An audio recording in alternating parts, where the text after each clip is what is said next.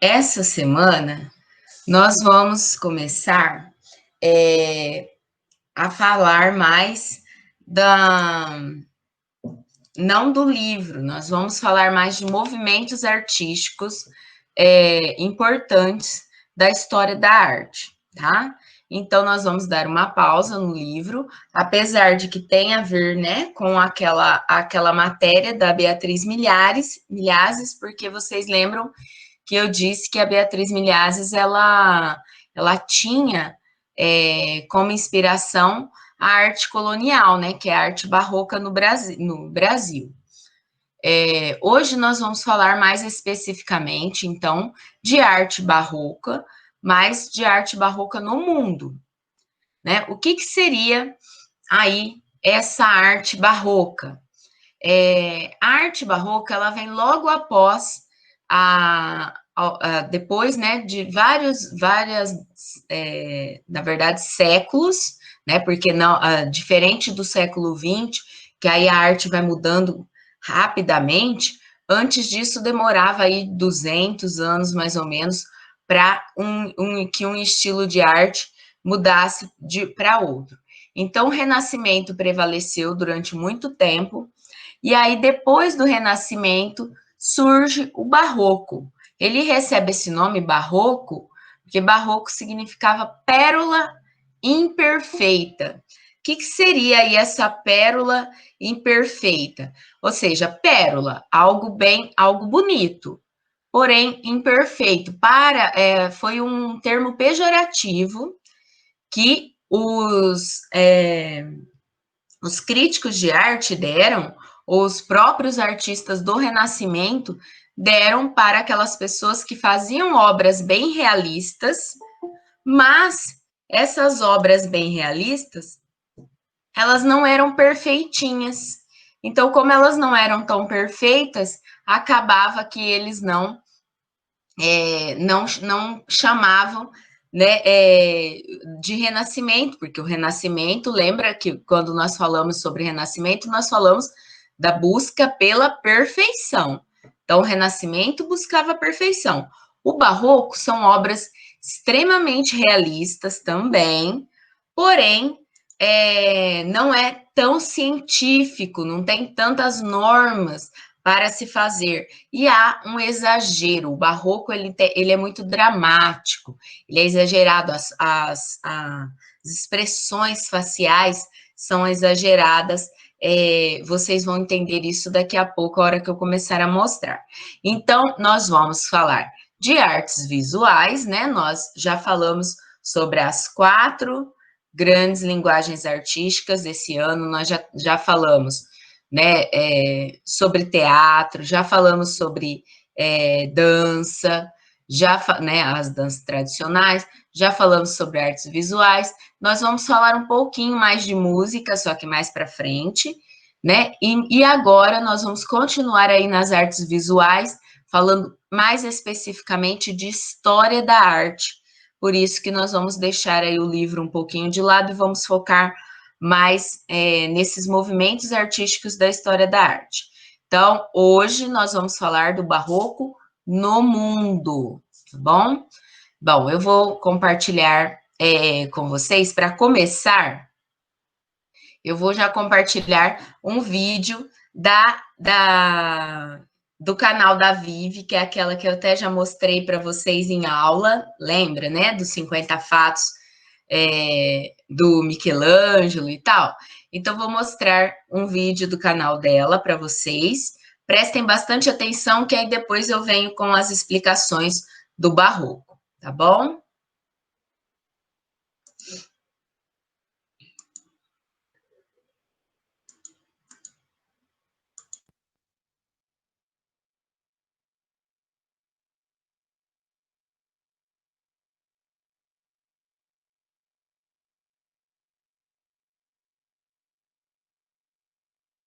Porque as pessoas gostavam de debater pintura naquela época, era um assunto popular.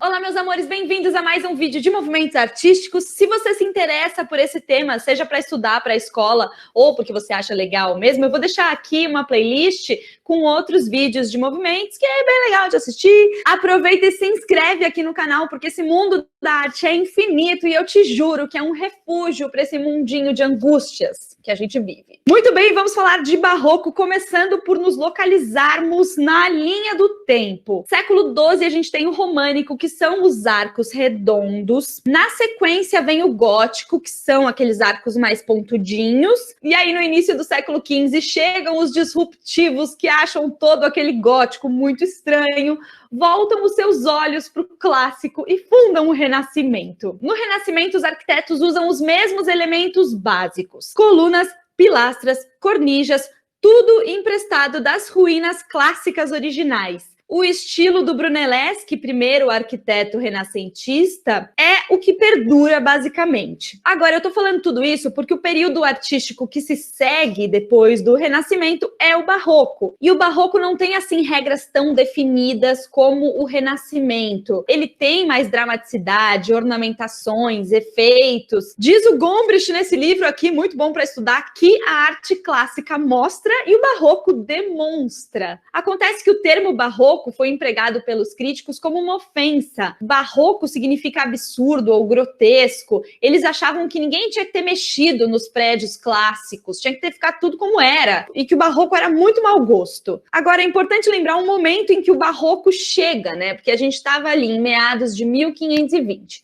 Michelangelo, Rafael, Leonardo da Vinci, Tiziano, eles atingiram a perfeição da pintura. As formas são belas, harmônicas, eles criam um monte de técnica de perspectiva, esfumato. É o ápice da arte. Aparentemente, tudo que podia ser feito, eles fizeram. Sem contar que a biografia desses caras é tipo um conto de fadas, assim. Eles são mesmo heróis. E aí os jovens artistas ficam ali numas de imitar os grandes mestres da melhor forma possível. E por reproduzirem a maneira de Michelangelo, por exemplo, ficaram conhecidos como maneiristas. Mas o maneirismo é um assunto à parte, porque se era assim na Itália, no resto da Europa era diferente. E se o maneirismo já foi considerado um momento de decadência do Renascimento, hoje ele é considerado um movimento por si só. E assim, vou voltar a outro momento para falar de maneirismo. Mas continuando a nossa história, porque se tem alguns artistas que imitam os mestres, tem outros, como o Tintoretto, que sim acha o Renascimento incrível, perfeito, ama e se inspira nos mestres,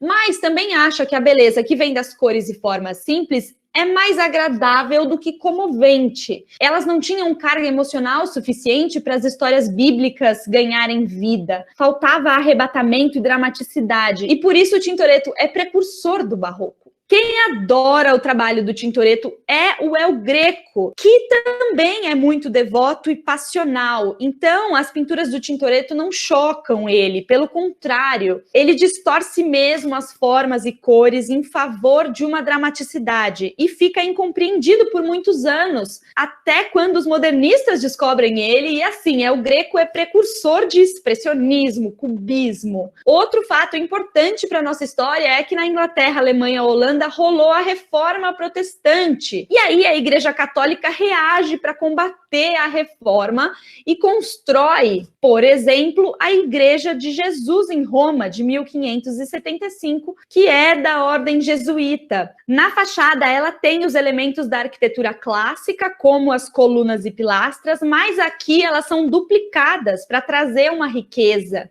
A porta principal também é destacada por uma moldura dupla. A Capela Pazzi do Brunelleschi é bem mais leve e simples. Mesmo a Biblioteca de San Marco, em Veneza, ela é bastante complexa, mas a estrutura se repete, enquanto na Igreja de Jesus, o arquiteto evita a repetição. Outra típica igreja barroca é a Igreja de Santa Inês, também em Roma, construída pelo Francesco Borromini. As formas são renascentistas, mas ele também duplica as colunas da fachada para ficar mais rico e vai além, porque a fachada é curva, tem torres laterais, uma cúpula grande. O primeiro pavimento das torres é quadrado, enquanto o segundo é redondo. As molduras das portas também são bem ornamentadas. A crítica aos edifícios barrocos era o exagero na ornamentação e teatralidade. Mas se a igreja era um lugar de esplendor e glória, qual é o problema? Se perguntaria Francesco Borromini. E se a gente está achando a fachada pomposa, olhe bem a parte de dentro. Total e lindamente adornada por muito ouro e pedras preciosas. Quanto mais os protestantes defendiam a não ostentação, mais a Igreja Romana mostrava os poderes da arte. O mundo católico descobre que a arte serve mais do que para ensinar e doutrinar, como na Idade Média, mas a pintura, a escultura e a arquitetura servem como artifícios para arrebatar os visitantes. E para mim, um ótimo exemplo desse arrebatamento são as esculturas do Bernini. Essas esculturas criam uma experiência religiosa abundante. O êxtase de Santa Teresa, que está em uma capela em Roma, é um verdadeiro arrebatamento celestial. A luz que eleva a santa ao céu, a expressão do rosto dela, que é uma explosão de emoção. Agora, não foi só a igreja que descobriu os poderes da arte de impressionar, mas os reis da Europa do século XVII também queriam exibir o seu poder, não é mesmo? Luís XIV da França construiu o Palácio de Versalhes, que é muito grandioso, decorado, majestoso. É um palácio barroco. E eu tô aqui falando de construções, né? Mas cadê a pintura no meio disso tudo? Porque as pessoas gostavam de debater pintura naquela época, era um assunto popular. E aí, nessas conversas, surgem dois artistas. Um deles é o Caracci de Bolonha. Ele tem uma admiração por Rafael e quer resgatar algo da simplicidade e da beleza. A Pietà tem uma composição tão harmoniosa quanto a de um pintor do começo da Renascença, mas tem um jogo de luz no corpo de Cristo e um apelo às emoções que é barroco. O segundo artista que eu falei que surge no meio dessas discussões, vocês sabem quem é.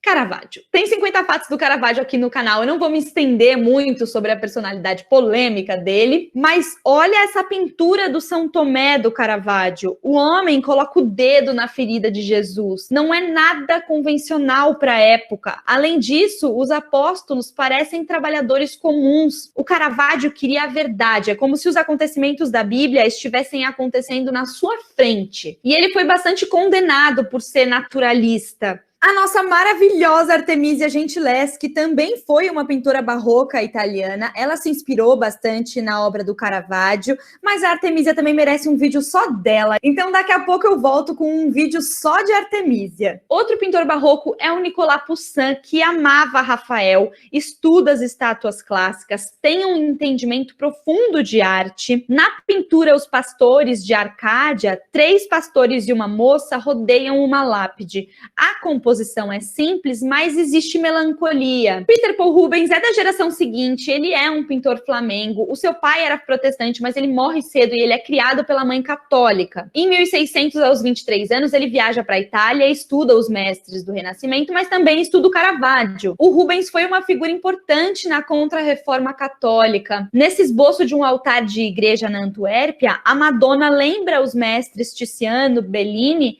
mas tem mais movimento, mais luz, mais personagens ao redor. O Rubens era muito organizado, talentoso, simpático e ele ficou muito famoso. Toda a aristocracia queria uma pintura do Rubens. Ele trabalhava para o rei da Espanha, para o rei da França, para o rei da Inglaterra, ele era meio diplomata, assim. E aí, em uma viagem para a Espanha, o Rubens conhece o Velázquez, que era mais jovem que ele, nunca tinha ido para a Itália, mas conhecia a obra do Caravaggio através de cópias e de imitadores do estilo naturalista dele. Uma das suas primeiras obras mostra um homem que vende água nas ruas de Sevilha. É tudo pintado de um modo tão convincente que a sensação é de que daria para tocar na roupa do homem e nos jarros de água. Tipo o São Tomé do Caravaggio, o Velázquez também estuda Rafael, Tiziano e desenvolve uma maneira de pintar. O Papa Inocêncio do Velázquez parece que vai sair andando do quadro. As meninas também é quase como uma fotografia do momento real. E nos países países do norte, Alemanha, Inglaterra, Países Baixos, os artistas estavam em uma situação complicada, porque com a reforma protestante, o ramo das pinturas religiosas fica restrito e a quantidade de trabalho diminui. O que eles mais podiam fazer eram os retratos, e os mercadores, os burgueses, os eleitos vereadores queriam retratos seus e das suas famílias. Frans Hals é um desses pintores que pintava retratos e reuniões festivas de grupos, mas que passou perrengue financeiro. Da geração seguinte de Frans Hals e Rubens, temos Rembrandt. Rembrandt fez muitos autorretratos, da juventude próspera à velhice solitária. Os seus autorretratos são sinceros. Se vê um homem de carne e osso que se olha no espelho e não se preocupa com a beleza ou a aparência. Ele tem um entendimento profundo do rosto humano e ele mostra mais que o rosto, mostra a pessoa com seus sentimentos, sua alegria, sua solidão. Rembrandt era protestante, ele deve ter lido a Bíblia diversas vezes e ele desenha cada passagem tentando visualizar o que teria acontecido em cada uma dessas situações e como as pessoas se comportaram e sentiram. A luz dá dramaticidade para as cenas e assim como o Caravaggio, o Rembrandt dá mais valor à verdade e à sinceridade do que à harmonia e à beleza. Muito bem, e a gente falou até agora do que estava rolando na Europa ou numa região da Europa, principalmente a Itália, inclusive com o Barroco, a grande era da arte italiana vai chegando ao fim. O Barroco dura até meados do século XVIII, o Rococó seria uma fase final do Barroco ou um desdobramento do Barroco na França. A gente já fez vídeo sobre o Rococó, vou deixar aqui. Mas acontece que o advento do Barroco coincide com a descoberta ou invasão de outros países e continentes pelos europeus. Eles estavam animadíssimos com seus espíritos aventureiros, caçadores de ouro e assim as paisagens exuberantes desses lugares desconhecidos. Pois bem, colonizadores que foram, eles impõem a sua cultura e a sua religião. E a igreja mais uma vez usa a arquitetura e a arte como um instrumento de ação civilizadora. Então o Barroco que é criado na Europa vem parar na América, mas aqui ele ganha formas próprias, impactado pelo povo e pela paisagem local. O Barroco americano não é só um Barroco feito na América, mas um estilo tão próprio que para a gente continuar chamando de Barroco, tem que chamar de Barroco americano. Os historiadores e pesquisadores hardcore até discutem se pode ser chamado de Barroco. E o Aleijadinho é o nosso expoente, herói nacional, e eu vou falar dele em outro vídeo, porque Aleijadinho merece um vídeo exclusivo. Então, se você não é inscrito aqui no canal, aproveita, se inscreve para não perder.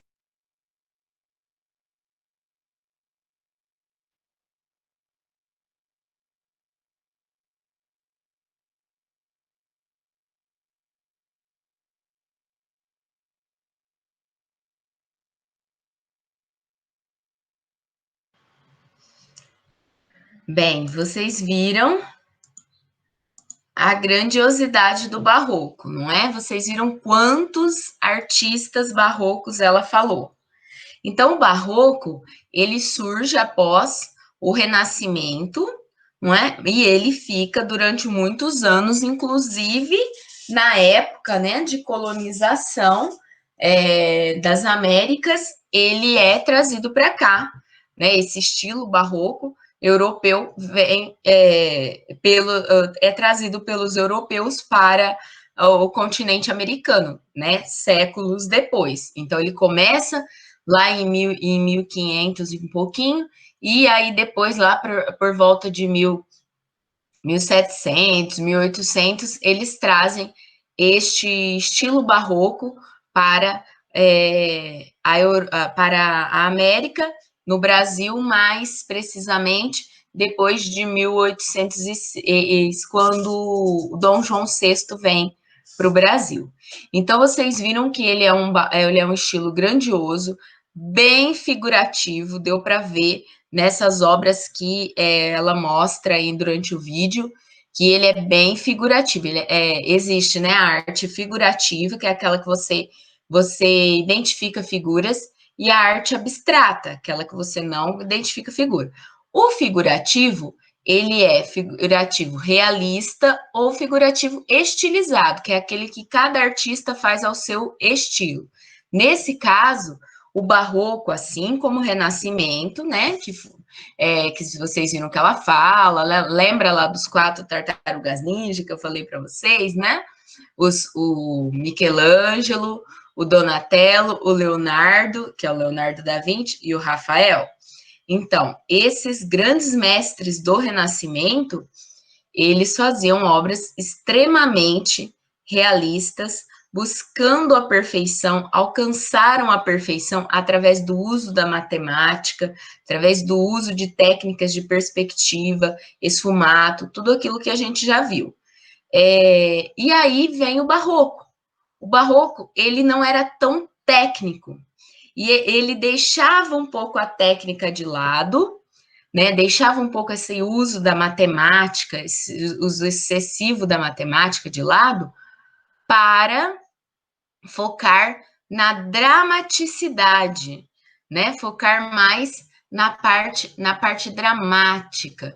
E ele acontece num contexto histórico da Reforma Protestante. Então, o Barroco ele é muito utilizado pela Igreja Católica como uma forma de não perder fiéis, de tentar manter aí através, né, da admiração, daquela grandiosidade das igrejas, que vocês viram que por fora elas eram, né, um estilo copiando aí um pouco o estilo clássico, só um pouco mais adornadas. O que seria esse adorno? São aqueles arabescos, aqueles enfeitinhos que nós vimos na aula passada quando nós falamos da Beatriz Milhazes, né? Então, são aqueles enfeitinhos assim em espiral. Isso são os arabescos, são os adornos, tá? Então, sempre que falar adorno, você lembra de enfeite, tá? Então, são igrejas bem enfeitadas, né? E igrejas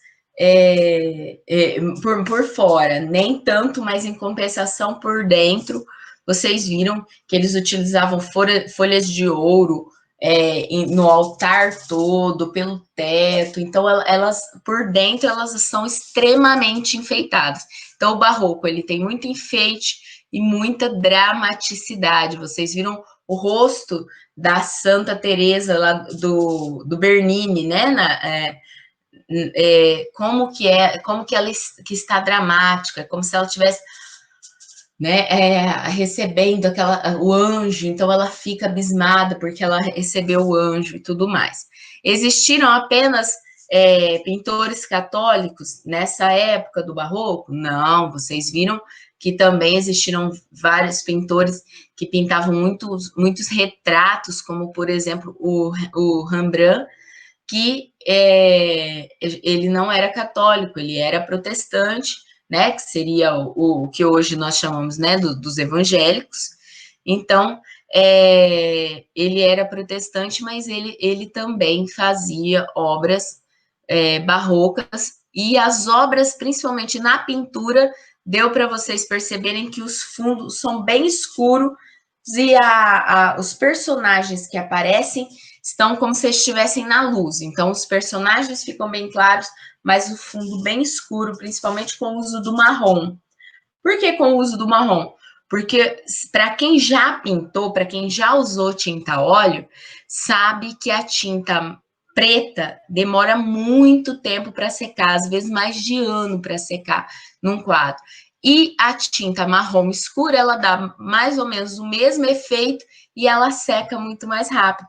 Então, os artistas, eles optavam por utilizar, eles queriam fazer aquele contraste de luz e sombra para dar mais drama para a obra, e aí, para fazer esse contraste de luz e sombra, eles optavam por pegar a parte, por pegar a tinta marrom escura, ao invés de pegar aí a tinta preta. Agora eu vou compartilhar alguns slides que falam aí sobre o Barroco com vocês. A hora que chegar na parte das características, eu quero que vocês copiem. Então, eu quero que vocês deem print depois na tela para colocar arte barroca e características, tá bom? Bom, então vamos lá. Qual século que nós estamos falando, né? Nós estamos falando, assim, mais especificamente aí onde ela vai criar forças, né? Ela inicia lá em 1500 e pouquinho com um ou outro artista, começando a criar obras num estilo um pouquinho diferente do Renascimento, mas ela vai mesmo se concretizar a partir do século XVII, que seria de 1600 para frente, tá? 1601, desculpa. Então, onde surge o Barroco? Na Itália, tá? Ele deve-se de uma série de mudanças econômicas, religiosas e sociais ocorridas nessa época. O grande império cristão começa a se fragmentar. Nós vamos falar um pouco mais sobre esse império cristão, sobre como era essa época da Idade Média, um pouco depois que a gente terminar de falar de Barroco no mundo, Barroco no Brasil, aí nós vamos falar sobre a arte cristã, que seria a arte da Idade Média, tá? A arte medieval. Aí vocês vão refletir um pouquinho sobre ela. Antes, é claro, né, do Renascimento. Aí nós vamos, se a gente for seguir a história da arte, o Barroco ele vem depois do Renascimento e a arte medieval ela vem antes do Renascimento. Mas aí a gente fala um pouquinho melhor sobre isso em outras aulas. Contra-reforma, isso aqui é muito importante de vocês se lembrarem. Então, surgiu na Itália por meio da Contra-reforma. O que seria essa Contra-reforma? Era uma companhia de Jesus, que era uma ordem religiosa, que tinha como objetivo o trabalho dos padres jesuítas de difundir a fé católica. E era uma maneira de lutar contra a reforma protestante, por isso que chama Contra-reforma. Né?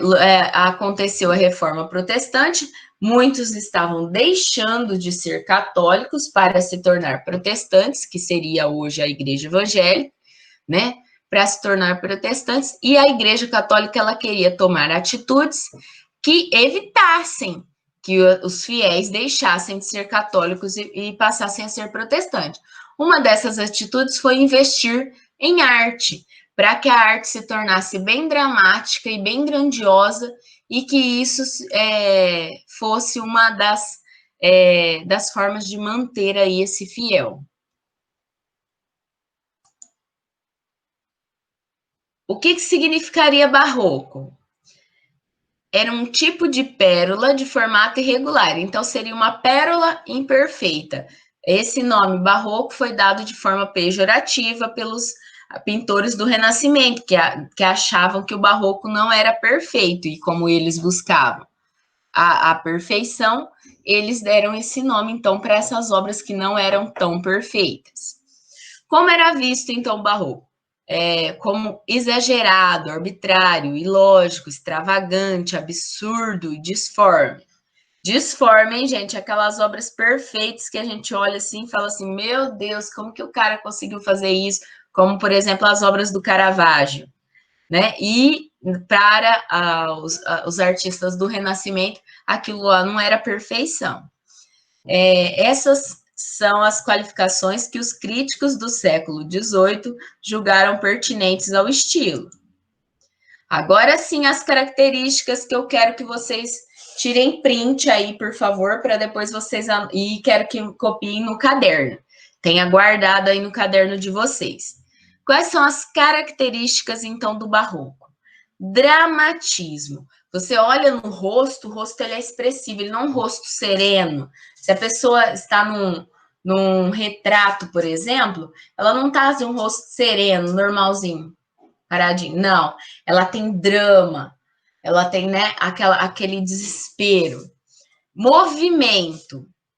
As obras, ela principalmente na parte dos vestidos, ou das roupas, ou dos tecidos. O tecido tem muito tecido caído, né? Com dobras em movimento. Luxo, muito luxo. Teatralidade, que tem a ver, né, com o drama. Dinamismo, e esse aqui é um importantíssimo, contraste de claro e escuro. Esse contraste de claro e escuro também tinha a ver com essa próxima, predominância da emoção e não da razão. O Renascimento, ele focava muito na razão, por isso que tinha muito uso da matemática, né? Muito uso de perspectiva e tudo mais. O Barroco não, ele já predomina a emoção. E essa emoção tem a ver com esse claro e escuro, porque seria aquele contraste de bem e mal. A igreja, aquilo que a igreja manda, por exemplo, a igreja não deixa, eu não posso passar a noite, né? Passar a noite bebendo com os meus amigos, senão eu vou para o inferno. Então tinha sempre aquela questão de bem e mal imposta pela igreja, e isso era traduzido nas obras de arte com o uso de luz e sombra, tá? Então, uma das características principais seria esse uso do claro e do escuro. Aí aqui, ó, nós vamos ver mais na nossa próxima aula, mas aqui fala muito, aqui já é aqui no Brasil, tá vendo? Essa é a igreja de São Francisco de Assis, foi feita pelo Aleijadinho, em Minas Gerais. Então, vocês vão ver sobre o Aleijadinho, nós vamos ver mais especificamente na nossa próxima aula, quando nós vamos falar de barroco no Brasil. Por enquanto, nós vamos falar mais do barroco no mundo. A arquitetura barroca, ela passou a ser encarada como uma grande escultura. O que importava era o efeito do conjunto, o movimento e a riqueza dos detalhes. Então, não se esqueçam disso, riqueza de detalhes, riqueza de enfeites. O barroco, ele é muito enfeitadinho, cheio de adornos, de enfeites, principalmente perto do telhado, nos batentes das portas e das janelas. Olha lá, sempre o telhadinho ele vai ter um detalhe, vai ter um contorno, tá vendo? Olha os arabescos que eu falei, aquelas formas em espiral, aquelas voltinhas, aquelas curvinhas. E aí, olha lá, em toda janela tem enfeitinho. Na beira da porta, em volta da porta vai ter enfeite. Então, essas são características da arquitetura barroco. Isso para o lado de fora, né? Porque para o lado de dentro é enfeite em cima de enfeite, que vocês vão ver já já. Aqui a Praça São Pedro, da Itália, também é no estilo barroco. A Igreja Barroca. A Igreja Barroca é um conjunto de predominância de cúpulas altas e imponentes, usando vários elementos clássicos e greco-romanos, como os frontões, os arcos e os pilares. Seu interior é ricamente decorado.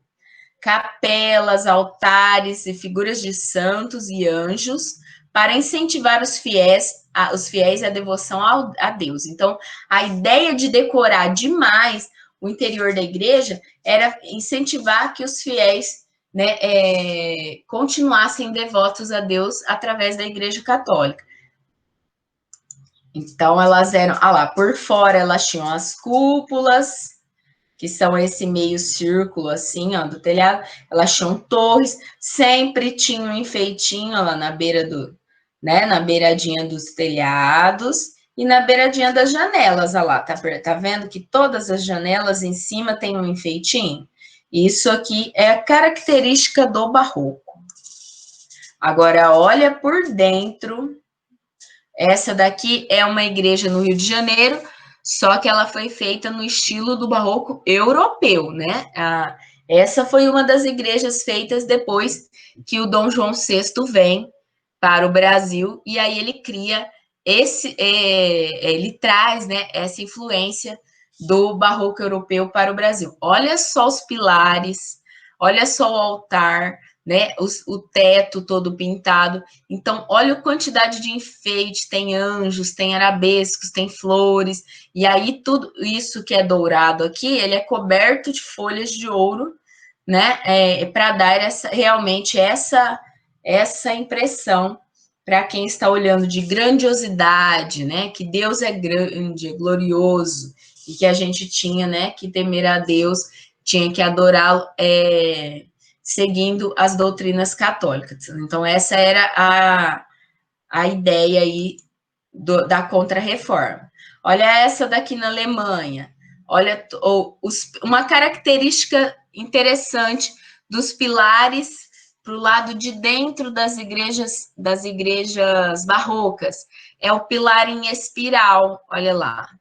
Estão conseguindo perceber? Olha só, ele tinha aquela parte clássica, né, do capitel, que aquele capitel coríntio todo enfeitadinho, que surge desde lá da Grécia Antiga.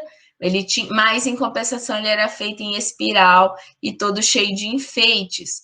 Olha lá, teto decorado, tudo decorado. Então, com muitos enfeites. Olha só, mais um exemplo. Esculturas revestidas de ouro, como essa, por exemplo. Olha os detalhes, os enfeites. As pinturas no teto, né, os afrescos feitos no teto das igrejas também era algo extremamente importante, porque compunha aquele ideal, né, da igreja inteirinha enfeitada. Então, até o teto era todo recoberto de afrescos. O afresco era empregado nos tetos da igreja, dando a impressão de que estávamos a ter uma visão paradisíaca do céu. A ideia era fazer com que o espectador esquecesse que havia um teto de madeira sobre a sua cabeça e imaginasse que o céu celestial havia rasgado o telhado. Então, eram tetos assim em 3D, pintados em 3D, como esse, por exemplo, ó, que foi feito pelo mestre Ataíde. Esse aqui é em Minas Gerais, naquela igrejinha que nós vimos aqui, ó, no começo. Aqui. É o teto desta igrejinha aqui. Ele foi feito pelo mestre Ataíde, que nós vamos falar sobre ele daqui a pouco também. Espera aí, que eu pulei. Aí. Vamos falar em uma outra aula também, a hora que a gente falar do barroco no Brasil, né? Então, a característica era, olha lá, fazer em 3D, ó, olha só os pilares dando a impressão de 3D, para parecer que o teto abriu e que a gente conseguia ver o céu, tá? Cheio de anjos, uma das características também, né, do barroco e do rococó, que nós vamos falar daqui a pouquinho sobre o rococó, era esse monte de anjos aqui. Escultura barroca. Não decorou apenas somente fachadas, portadas de interiores de palácios, como ela também esteve presente nas construções e restaurações de fornos. O equilíbrio, qual que eram as características da escultura barroca? O equilíbrio entre a razão e a emoção da escultura renascentista desaparece, e surge o cuidado em manter a dramaticidade das emoções e o dinamismo dos movimentos, ou seja, ela estava em movimento, né, a escultura, e expressava muitas emoções. Excesso de dobras nas vestes, então, o predomínio de linhas curvas e excessos de dobras na veste e utilização do dourado. Aí aqui nós temos, né, vamos mostrar alguns exemplos de obras do Bernini, né, que foi um dos escultores barrocos mais famosos, né, da história da arte. Aí aqui, olha lá, o êxtase de Santa Teresa, que fica em Roma, na Capela de Santa Maria. Olha só o rosto da Santa Teresa, olha as dobras do tecido. Vocês acham que é fácil fazer isso numa pedra, num pedação de mármore, você esculpindo devagarinho, até formar tudo isso aqui? Então, precisava, sim, de técnica, né? Eram obras extremamente detalhadas e o intuito era realmente, né, para que a pessoa admirasse e falasse, nossa, olha lá, parece real, parece que é a mesma hora que a santa vê o anjo e aí ela desmaia. Olha o rosto dela, como que é expressivo. Outras obras seriam essas, outros exemplos seriam essas, assim, de esculturas em movimento, que já seriam mais, assim, do Renascimento. Então, eles se inspiravam nas obras do Renascimento, só que davam mais drama para os rostos, davam mais expressão facial. Qual que eles se inspiravam, por exemplo? no Davi do Michelangelo, né? Que foi na época do Renascimento. E a pintura barroca? Diferente do Renascimento, em que as figuras são apresentadas estáticas, como se estivessem posando para um retrato, no Barroco elas passam a ser representadas de forma teatral. Os jogos de luz dão intensidade dramática à cena, destacando os elementos mais importantes. O artista busca retratar temas religiosos, mitológicos e do cotidiano, através de um colorido intenso e do contraste entre o claro e o escuro. Então, uma das características principais da pintura barroca é cenas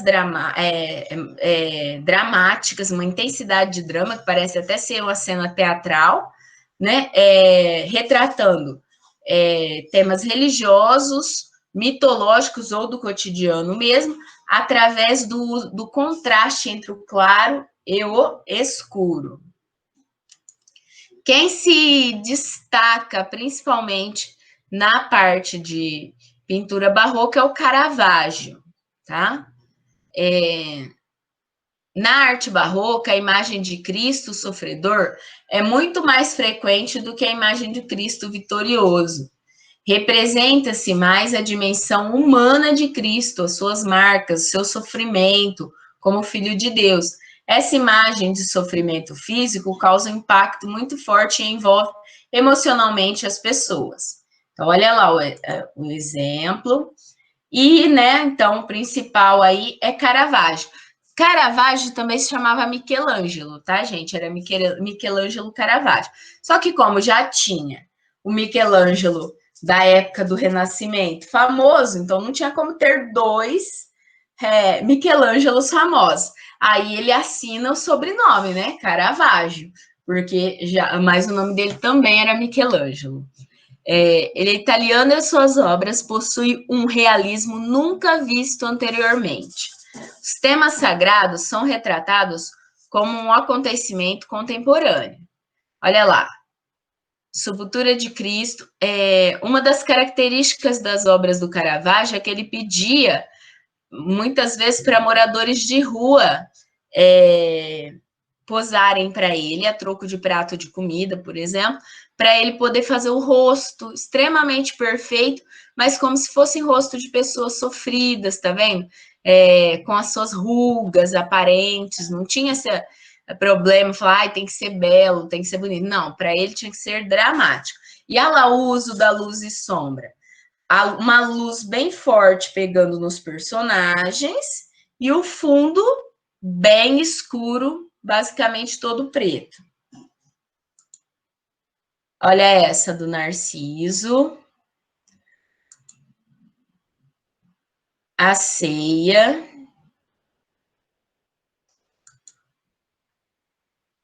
Aí aqui, ó, a diferença entre o estilo clássico, que seria o estilo do Renascimento, e o estilo barroco. Olha o contraste das sombras. O estilo clássico aqui, o Michelangelo, lá da Capela Sistina, na criação de Adão. Então, tudo bem, perfeito, com a musculatura perfeita, né? E tons bem mais clarinhos.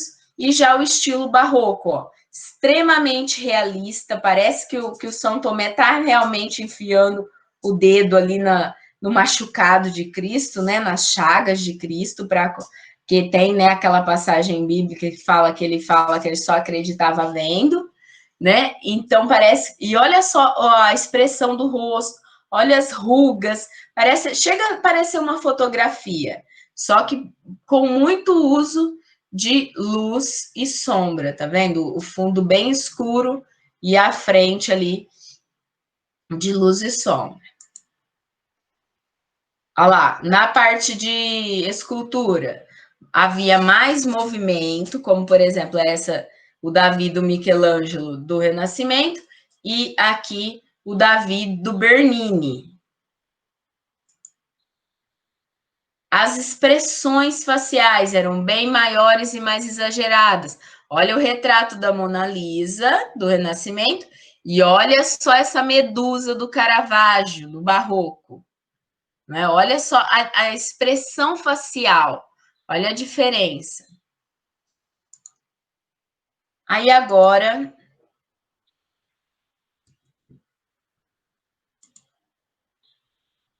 só quero mostrar para vocês mais algumas obras. E aí a gente já finaliza aí a aula de hoje, tá? Só vou mostrar, mais, não vou ficar lendo agora não, só para vocês verem. Vamos, ó, arquitetura barroca, para vocês verem os estilos. Ó, muita linha curva, regularidade e decoração exuberante. Não se esqueçam disso, decoração exuberante. Então, olha os exemplos, olha as decorações com anjinhos, com detalhes nas janelas, como a gente falou. Olha os exemplos.